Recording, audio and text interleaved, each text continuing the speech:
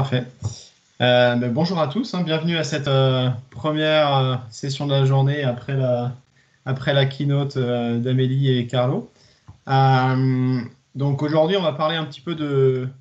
Alors, on va choisir le nom tout de suite, de Oakdale, mais qui s'appelle maintenant Microsoft Dataverse pour Teams. Alors, déjà un petit mot quand même pour nos sponsors, sans qui on ne pourrait pas avoir cet événement, c'est toujours important. Et puis, n'oubliez pas de suivre effectivement les différents canaux pour la communauté. Donc, du coup, on va parler de Oakdale ou Dataverse pour Teams. Et surtout aussi d'un point qu'on entend souvent, c'est que c'est une façon de faire des applications gratuitement, ce qui est vrai d'un certain point de vue, mais avec certaines limites aussi qu'on va regarder ensemble en détail. Voilà, donc on devait être deux aujourd'hui pour présenter cette session, mais Martin a un empêchement de dernière minute. Donc voilà, je serai tout seul pour l'ensemble de la session. Donc je suis technical spécialiste chez Microsoft France. Donc pour ceux qui ne sont pas trop familiers avec nos termes internes, c'est on va dire des architectes techniques qui accompagnent les avant-ventes de nos clients. Voilà, on aurait aimé que ce soit un peu plus interactif, mais comme je suis tout seul, on va essayer de garder les sessions pour la fin, les questions pour la fin. Donc, notre agenda ce matin, je ne sais pas si tout le monde connaît parfaitement ce que c'est Oakdale ou Dataverse pour Teams. Donc, on va d'abord reprendre un peu les bases de ce qu'il y a à l'intérieur, avec quelques exemples, et idéalement, je vais essayer de vous le montrer en démo. Et puis ensuite, on passera un peu de temps sur les limites et je vais essayer de garder du temps pour qu'il y ait quand même de la place pour les questions à la fin.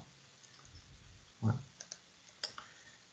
Alors, j'ai une petite vidéo à vous partager qui est là. Ah. On n'a pas le son encore. On n'a pas le son, Nicolas. Vous avez ça ? Tu m'entends, Nicolas ?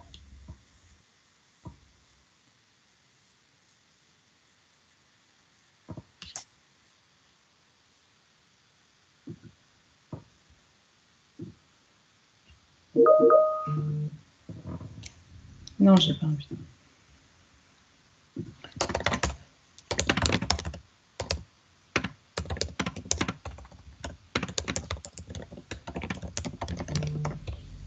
Ah, donc apparemment, vous n'avez pas le son. Ok, donc c'est pas grave, je vais la laisser, elle ne durait que 50 secondes. C'est pas forcément le plus important, mais c'était de vous présenter un petit peu. On va vous le montrer du coup en démo directement, ce sera plus simple. Voilà. Et de toute façon, vous pourrez la retrouver. C'est une vidéo, vous allez voir, qui est complètement intégrée dans Teams quand vous démarrez l'utilisation de Power Apps. Donc, Dataverse for Teams, qu'est-ce que c'est? C'est une plateforme de low-code qui est intégrée complètement dans Teams, à la fois techniquement et d'un point de vue licence. Donc, si vous avez des licences Teams, vous avez accès à cette plateforme. Qu'est-ce qu'il y a dans cette plateforme? Eh bien, la capacité d'abord à créer des apps très facilement. Vous voyez que c'est une expérience complètement intégrée dans Teams. Ces apps vont pouvoir s'appuyer sur une base de données qui est elle-même intégrée aussi dans Teams. Il faut voir ça un petit peu comme un classeur Excel que vous allez pouvoir configurer et utiliser dans vos applications. Le déploiement de ces applications se fait très simplement. En un clic, l'application est disponible à tous les membres de l'équipe dans laquelle vous l'avez créée. Et au-delà des applications, vous pouvez aussi créer des bots, donc des agents de conversation. Les scénarios les plus fréquents, c'est du partage de connaissances et du support utilisateur. Donc pour de l'animation de communauté, par exemple, ça peut être assez pratique. Du coup, je voulais vous montrer tout de suite à quoi ça ressemble. Il est là. Hop, il est là. Donc, normalement, vous voyez tous mon écran sur Teams, là. Ouais, c'est bon, Mélanie? Ouais, c'est bon de mon côté. Vas-y, je te laisse continuer. Donc ici, vous voyez, c'est un écran Teams, tout ce qui est plus classique. Si vous voulez ajouter des applications Power Apps, en fait, vous avez simplement à aller faire une recherche ici. Donc bon, là, on le voit parce que je l'ai utilisé récemment. Sinon, vous faites une petite recherche ici. Hop. Et vous l'avez immédiatement. Et donc, intégré maintenant dans Teams, j'ai la petite vidéo ici que je voulais vous montrer, que vous pourrez regarder à un autre moment. Et surtout la capacité du coup à créer des applications, soit à partir de zéro, soit à partir de modèles. Et je pense que c'est le plus simple, c'est de commencer par ces modèles-là pour vous montrer un petit peu ce qui est possible. Donc pour l'instant, on propose 3 modèles en standard, qui sont la gestion d'idées, ça peut être des idées de nouvelles applications par exemple, ou d'idées d'amélioration, enfin voilà, c'est vraiment le concept de la boîte à idées. La gestion de tournée d'inspection, donc là ça va être vraiment des zones à inspecter avec des listes d'actions à faire dans ces zones-là, et puis du remontée d'incidents. C'est les scénarios qu'on voit de façon plus fréquente dans l'ensemble des utilisations de Power Apps aujourd'hui dans le monde. Donc si on vous regardez un petit peu, hein, c'est des applications qui vont permettre d'être non seulement complètement intégrées dans Teams, avec une UI assez sympa, avec des photos, et puis même des capacités mobiles, hein, si vous regardez, donc ça c'est pour la gestion d'idées, mais si vous regardez dans la partie inspection, vous avez voilà, des exemples de cette application sur mobile. Ça c'est vraiment ce que vous avez dès l'installation, vous n'avez absolument rien à configurer pour que ça fonctionne. Voilà. Donc je pense que regarder un petit peu le détail de scénario, c'est assez intéressant, puis ça donne des idées, même au-delà de l'intégration Teams, sur ce qui est faisable avec Power Apps au sens large.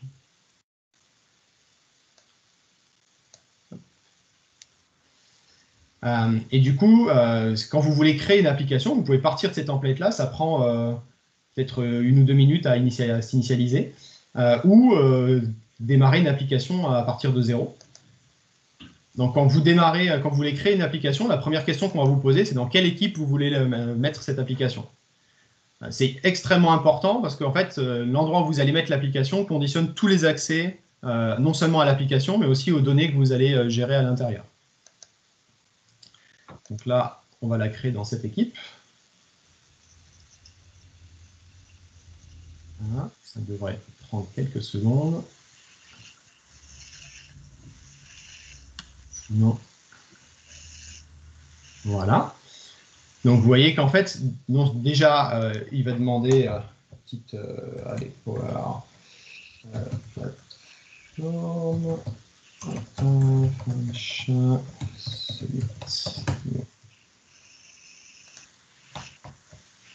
sinon d'application. Et donc là, je me retrouve sur un écran qui est déjà pré-initialisé, hein. Mais surtout avec la capacité déjà à créer peut-être des données. Donc si vous regardez sur la gauche, là j'ai un bouton pour créer une table. Je pourrais mettre par exemple les enregistrements à cette session. Donc je sais pas. Voilà. Hop. Inscription. Hop.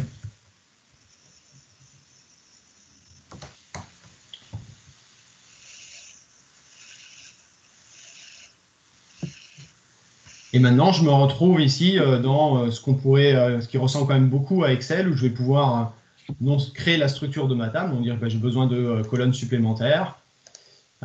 Cette colonne-là, je vais pouvoir choisir dans différents types de formats de données. Donc, je ne sais pas, on va pouvoir mettre la date. Voilà. Hop. Et puis, je sais pas, on va mettre...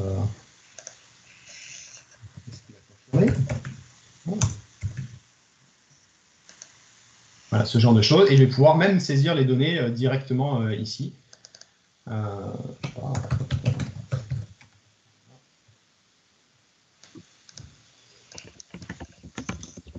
Donc, ce qui est important de comprendre, c'est qu'en fait, derrière, là, on va avoir une vraie base de données qui va gérer toutes ces données-là. C'est un petit peu différent de ce que vous avez dans du SharePoint, hein, par exemple.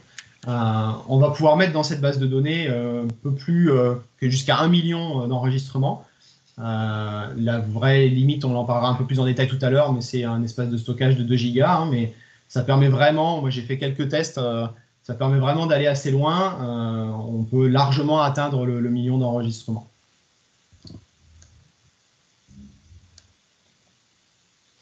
Donc, une fois que vous avez créé cette table, elle est directement utilisable dans l'application.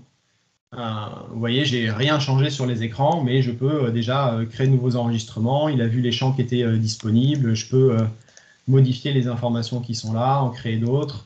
Et la logique métier est aussi directement implémentée Vous voyez ici, j'ai pas rempli un champ obligatoire et j'ai bien les messages qui apparaissent.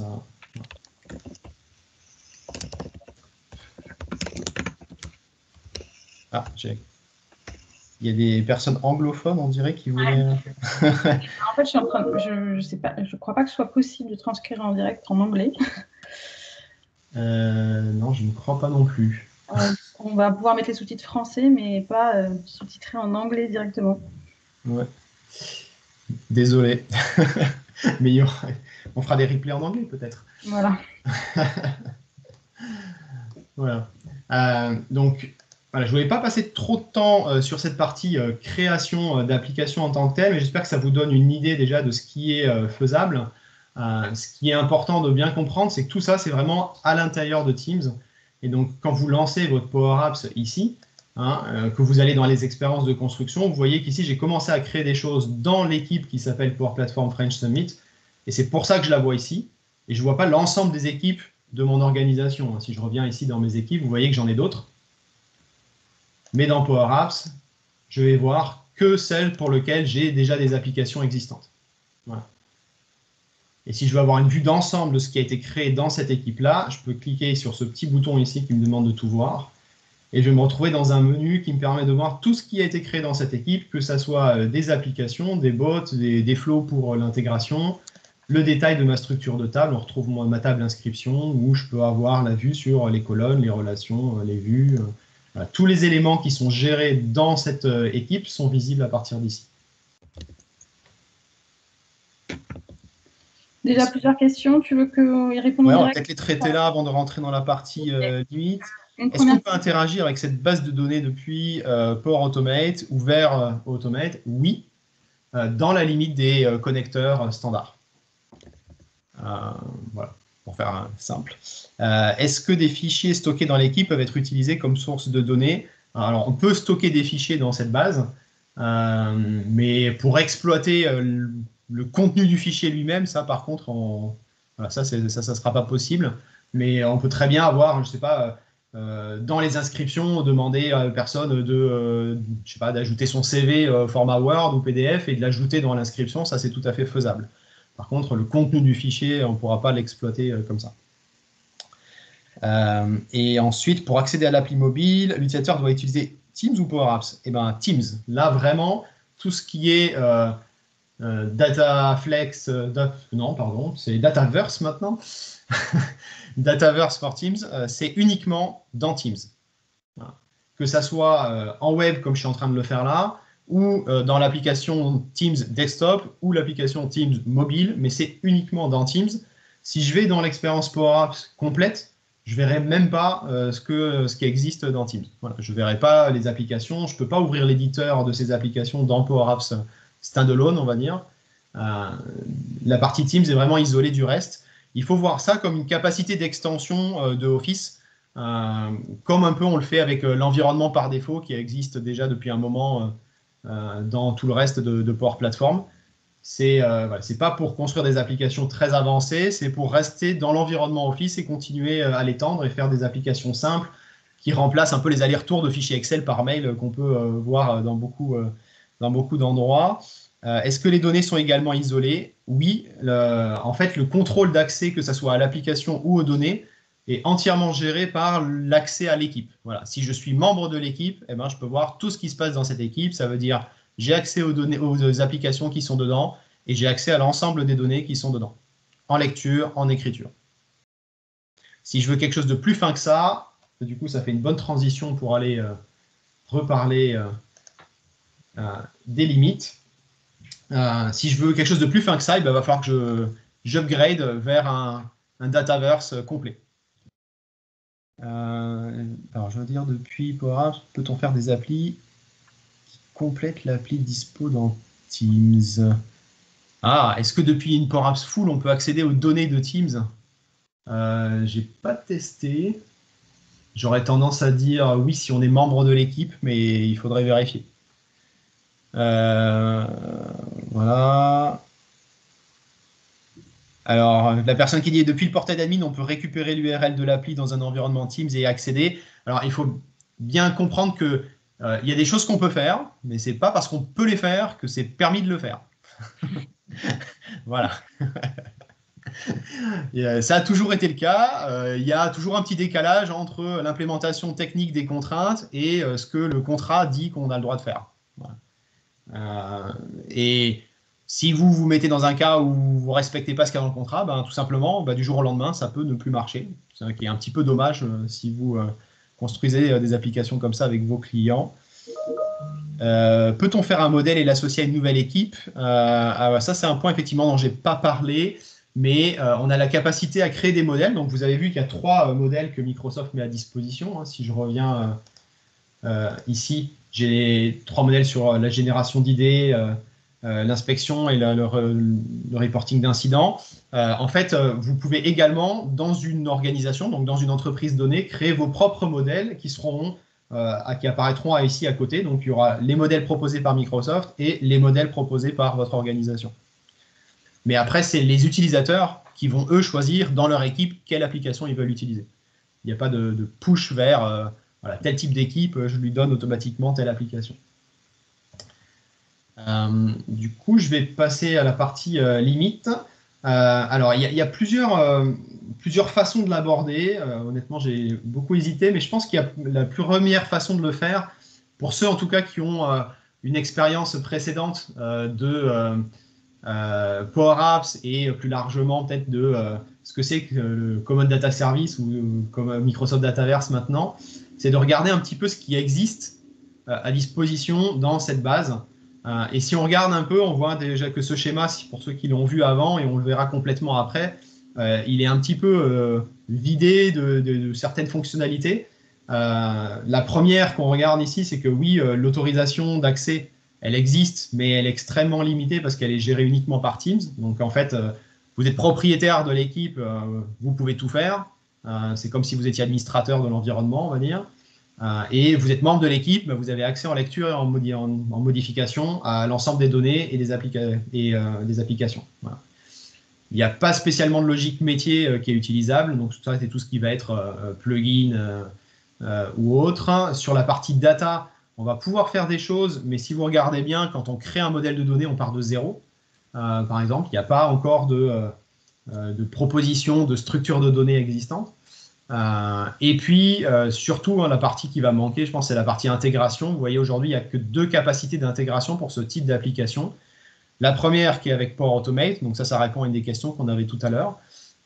Donc oui, on peut gérer avec des accès avec Power Automate. On peut le faire, d'ailleurs, c'est la seule façon d'importer ou d'exporter des données vers ce type d'application. Il n'y a pas d'export ou d'import Excel ou d'autres. Tout passe par là. Et si vous voulez faire du reporting sur les données que vous avez saisies, vous pouvez le faire avec Power BI, avec une petite nuance, attention, c'est que c'est encore en bêta cette partie-là. Voilà, donc vous pouvez le voir, c'est clairement indiqué dans la documentation, mais le connecteur que Power BI utilise ici est en bêta. Donc ça, je ne vais pas tout détailler, mais c'est juste pour ceux qui ont la connaissance de ce qu'il y a dans tout Power Platform, pour vous montrer que Dataverse, quand il est on va dire débloqué, quand il est disponible en entier, voilà l'ensemble des fonctionnalités auxquelles on a accès. Voilà, par comparaison avec ce que vous avez dans Teams, ça vous donne déjà une idée des limites qui peuvent exister. Et du coup, pour le rendre un peu plus digeste, on va dire, je pense que les limites, elles s'orientent autour de 3 axes. Il y a des limites d'usage, de stockage et de fonctionnalité. Donc, l'usage, on en a parlé. Je peux utiliser ces applications uniquement dans Teams, que ce soit dans le web, dans le desktop ou dans le mobile, peu importe, mais je dois être dans Teams pour utiliser ces applications. La deuxième limite à bien avoir en tête, c'est le stockage. Donc là, on a 2 gigas par environnement, ce qui veut dire par équipe. Hein. Une équipe égale un environnement. Et je peux en avoir 500 maximum. Ça veut dire que si j'ai une grande organisation, et en général, j'ai beaucoup plus que 500 équipes à l'intérieur. Il va falloir que je fasse attention parce que sinon, les 500 premiers vont les avoir et ensuite, j'aurai atteint la capacité maximum et les utilisateurs suivants ne pourront pas utiliser cette fonctionnalité-là. Et ensuite, en termes de fonctionnalité, vous avez 5 axes, je pense, qui peuvent être intéressants. Alors, je vois la question en parallèle sur le stockage. Non, c'est du stockage spécifique à cette partie Teams. il est isolé du reste de Power Platform. Donc, il ne va pas consommer votre stockage Power Platform existant. Donc, je me permets, il y a juste une question à laquelle tu n'as pas répondu. Ça concerne des fonctions calculated column et rollup. Est-ce qu'elles seront supportées? C'est une bonne question. Je n'ai pas la réponse. Il va falloir que je vérifie. Je ne sais pas. Ouais. Donc, sur la partie fonctionnalité. Ah, merci Clément. Donc, si vous ne le savez pas, d'ailleurs, Clément a une session plus technique demain sur la suite de Oakdale. Voilà. Donc, où il rentrera plus dans les détails de ce qui existe et de ce qu'on peut faire techniquement avec cette plateforme. Donc, en termes de fonctionnalité, il y a 5 points à avoir en tête. Hein. La partie sécurité dont j'ai parlé, c'est-à-dire qu'en termes de droit d'accès, c'est géré au niveau de l'équipe et vous n'avez pas une possibilité de le faire plus finement. Donc, si vous voulez dire qu'une partie des utilisateurs, par exemple, peut voir ces données-là, mais pas écrire dessus ou peut voir qu'un morceau des données, tout ça, vous allez avoir besoin du Dataverse complet et donc de licence Power Apps. Et vous n'avez pas non plus d'audit log, c'est-à-dire de traçabilité des modifications effectuées sur les données par les utilisateurs. En termes de données, vous avez des capacités d'import-export, mais tout passe par Power Automate. Et pour l'avoir testé, je ne sais pas si Clément en parlera demain, mais voilà, c'est pas, vous ne pourrez pas importer des choses très très volumineuses en peu de temps. Voilà, ce n'est pas les chemins d'accès les plus rapides pour importer des données dans Dataverse. Et puis le modèle de données est à créer from scratch. Il n'y a pas d'informations sur le Common Data Model. La seule table qui existe d'un point de vue métier, on va dire, à l'initialisation, c'est la table des utilisateurs qui contient l'ensemble des membres de l'équipe. Ensuite, en termes de connecteurs, je crois qu'on en a parlé aussi déjà, mais vous avez les connecteurs standards. Ça veut dire que l'ensemble de la connectivité premium, que ce soit les connecteurs premium, la gateway ou les custom connectors, tout ça, ce n'est pas disponible dans Dataverse for Teams. Ensuite, côté pro-dev, je ne vais pas forcément tous les lister, mais il faut bien se dire que ce n'est pas un environnement pour les pro-dev. Voilà. Les fonctionnalités dont les développeurs ont besoin ne sont pas là. Et certaines fonctionnalités avancées peuvent manquer aussi, ça va dépendre des use cases.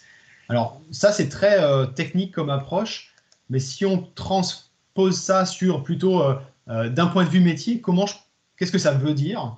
Ça veut dire tout simplement que si je veux faire des applications dans Dataverse for Teams, ça va être très adapté pour des applications simples qui sont gérées par des citizen développeurs, donc des utilisateurs lambda sans connotation négative, mais on va dire n'importe qui dans votre organisation qui a un compte Teams peut très bien créer des applications comme ça pour interagir avec les équipes dans lesquelles il est. Et ça permet aussi de démarrer simplement dans des cas où vous ne savez pas trop si ça va être une application simple ou qui va à un moment donné demander plus de fonctionnalités, parce que vous avez une capacité à migrer facilement depuis Dataverse for Teams vers un Dataverse complet. Ce qui ne sera pas le cas si vous choisissez une autre technologie pour stocker vos données, comme par exemple des listes SharePoint. Par contre, ça sera insuffisant dans, je pense, 3 cas principaux.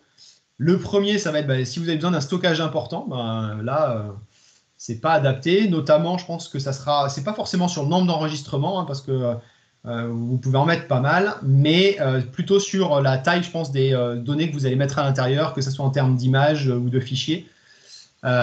C'est probablement ça. Si vous avez notamment des historiques d'inspection avec beaucoup de photos à gérer, vous allez assez vite manquer d'espace. Je me permets juste de te couper, Nicolas, pour dire qu'il reste 5 minutes pour ta session. Voilà. Parfait. Le deuxième cas où ça va être insuffisant, c'est tout ce qui va être données sensibles, alors que ça soit des gestions de données personnelles soumises au RGPD ou d'autres réglementations, on peut l'avoir dans la finance ou dans d'autres cas. Voilà. Comme vous n'avez pas de capacité d'audit d'un point de vue modification des données, ces cas-là vont être, en général, ne vont pas être adaptés pour fonctionner sur Dataverse for Teams.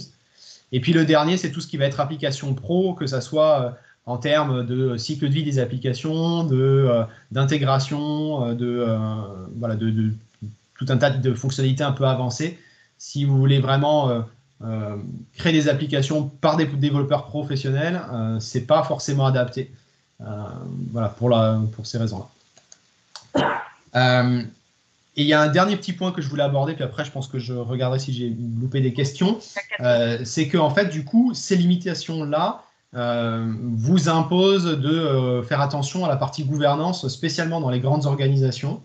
Donc, vous avez fourni sur GitHub le COE Starter Kit, je ne sais pas si vous connaissez, mais que c'est un ensemble, vous voyez, assez complet d'applications et de flows qui permet de gérer la plateforme.